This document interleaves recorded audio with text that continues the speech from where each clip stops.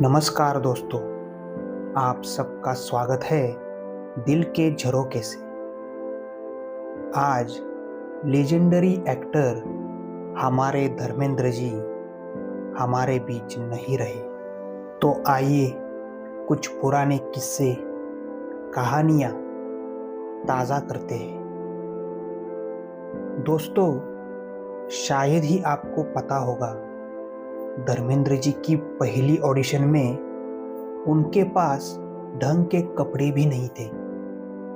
धर्मेंद्र जब film fair talent Hunt में गए तब उनके पास अच्छे कपड़े तक नहीं थे, लेकिन उनकी मासूमियत, लंबा कद और वो शर्मीली मुस्कान देखकर जज बोले, इसे जाने दो, ये जरूर हीरो बनेगा। और देखो, सच में वो बात सच निकली। एक दिन एक इंटरव्यू में उनसे पूछा गया, आप इतने रोमांटिक सीन कैसे कर लेते हैं? तो वो बोले, कैमरे के सामने तो हिम्मत आ जाती है, असल जिंदगी में उतनी हिम्मत होती तो कहानी ही दूसरी होती। धर्मेंद्र जी खुद कहते थे कि उन्हें जरा ज्यादा पीने की आदत है। शोले फिल्म के शूटिंग के दौरान तो वो कभी कभी बहुत मूड में आ जाते थे, तो लोग मजाक मजाक में उनको कहते थे, कालिया तेरा क्या होगा? और धर्मेंद्र जी हंसकर कहते थे, शराब ने मुझे कभी धोखा नहीं दिया, पर मैंने उसे कई बार दिया है। दोस्तों, एक मजेदार बात सुनाता हूँ। धर्मेंद्र जी हेमा मालिनी के पास सदा रहने के लिए लाइटमैन को पैसे देते थे। शोले की शूटिंग के समय धर्मेंद्र हेमा मालिनी पर पूरी तरह फिदा थे। हेमा जी के साथ उनको ज्यादा रीटेक्स मिले, इसलिए वो लाइटमैन को पैसे देते थे और बोलते थे कि लाइट गिरा दे। लाइट खराब होते ही रीटेक पे रीटेक होते थे और रिपीटेड रीटेक में हेमा जी के साथ ज्यादा टाइम साथ रहने का मौका मिलता था। दोस्तों, पूरा जुगाड़ चलता था।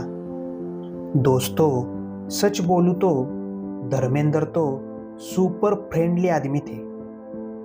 किसी को गले लगा लो तो किसी से मजाक, किसी के साथ डांस, पूरा बिंदास।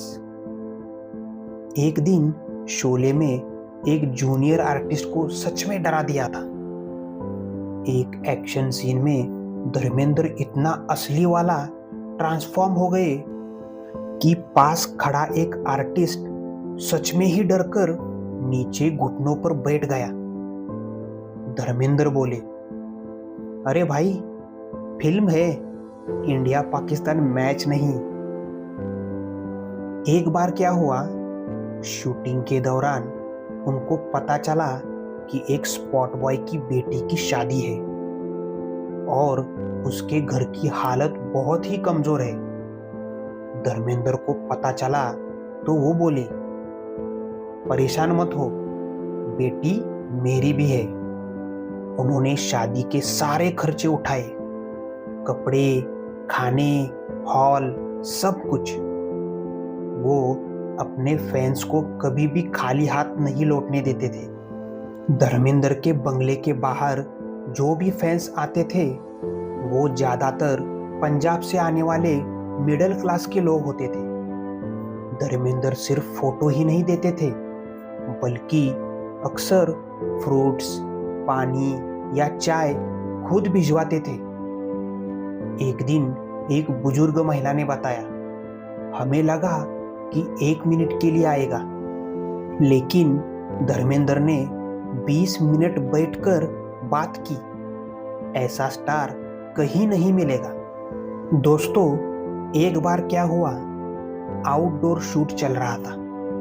उसमें अचानक एक झाड़ी से छोटा सा सांप निकल आया। हेमा मालिनी घबरा गई। सारी टीम कुछ समझ पाती उससे पहले धर्मेंद्र लगभग दौड़ते हुए पहुंचे और हेमा जी को अपने पीछे कर दिया।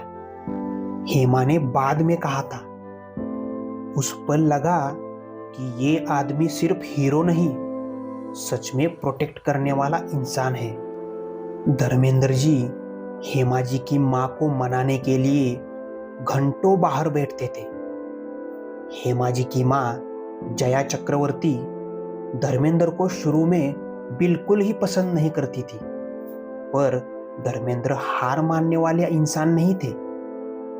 वे अक्सर हेमा जी के घर जाते और नीचे गार्डन में ही चुपचाप बैठकर इंतजार करते कि शायद आंटी उनसे बात कर ले। एक दिन जब हेमा बीमार पड़ी, धर्मेंद्र शूट रोककर उनके पास गए। एक फिल्म की शूटिंग के दौरान हेमा मालिनी को तेज बुखार था। डॉक्टर ने कहा आराम करो, पर शूट चल रहा था। धर्मेंद्र ने ठान लिया, हेमा सेट पर नहीं आएगी तो मैं भी नहीं जाऊंगा। उन्होंने खुद शूट रुकवाया, खुद डॉक्टर को बुलाया और पूरा दिन हेमा जी के पास रहे। एक किस्सा ऐसा भी है, हेमा गाड़ी चलाना सीख रही थी और धर्मेंद्र रोज उन्हें सीक्रेटली फॉलो करते थे। उनको डर रहता था कि कहीं हेमा जी को सीखते समय चोट न लग जाए। हेमा गाड़ी चलाना सीखती और पीछे पीछे धर्मेंद्र अपनी जीप से उन्हें दूर से फॉलो करते रहते थे। हेमा को बाद में पता चला और वो हंसते हुए बोली, अरे वाह, तुम तो असली बॉडीगार्ड निकले। धर्मेंद्र जी हेमा को कभी भी रोता नहीं देख सकते थे। हेमा एक बार किसी इमोशनल सीन करते करते खुद रोने लगी। कट बोलने के बाद भी उनका मन भारी था। धर्मेंद्र ने सेट पर सबको बाहर भेजा और खुद चुपचाप उनके पास बैठे रहे। उन्होंने कहा, तुम्हारी एक आंसू भी मुझे अच्छी नहीं लगती। हेमा जी उस दिन पहली बार सच में कांप गई थी, प्यार से, डर से नहीं। शादी के बाद भी धर्मेंद्र अभी भी हेमा को ड्रीम गर्ल बोलते हैं। हेमा जी एक इंटरव्यू में बोली, आज भी वो मुझे उसी तरह देखते हैं जैसे 40 साल पहले देखते थे। उनकी आंखों में वही चमक है। और धर्मेंद्र कहते हैं, ये दुनिया कहती रहे, मेरे लिए ये हमेशा मेरी ड्रीम गर्ल रहेगी। तो दोस्तों, ये थे धर्मेंद्र जी के कुछ कहानियाँ और किस्से, और आपने इसे सुना दिल के झरोखे से। दोस्तों, लाइक, कमेंट और सब्सक्राइब करना, मगर दिल के झरोखे से। धन्यवाद।